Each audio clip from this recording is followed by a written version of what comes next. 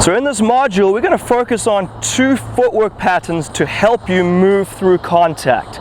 Now when you're approaching the net, you have approximately 1.5 seconds to get to the net, which translates into about 7 steps forward. So 2 things you want to try to avoid when hitting an approach shot is the open stance and also stopping. So what happens is when you play open, your body actually shifts this way and your hips are aligned to the left. So it takes about 0.75 seconds to now realign your body and run forward, realign your hips.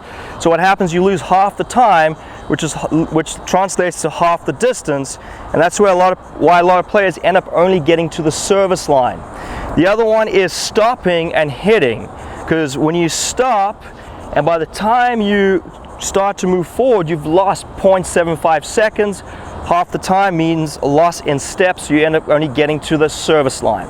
So the 2 patterns we're going to work on is the hit hop, and that's when we play on the front foot and we're going to hit and we kind of hop on that front foot to go forward. And the second one is what I call the crossover run through, where you cross over. It's almost like you're just running through the contact point.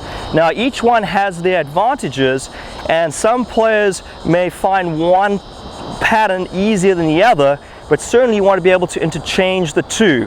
Now the advantages of the hit hop, it's a lot easier on lower balls, it's a lot easier to stay sideways, where the run through, when you cross over and run through, it's easier to play higher balls.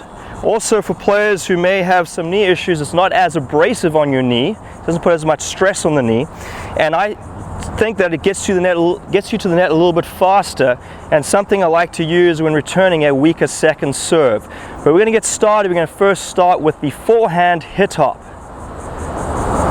Let's take a look at these footwork patterns all the way through before we break them down into some key components. So over here we're starting with the front foot hit hop. You'll see how I'm going to plant the front foot and then hop and land back on the front foot, moving forward. We'll slow it down even more. Take a look at the contact point. My front foot's on the ground. After contact, I now leave the ground, hopping on that front foot and then continuing forward to the net.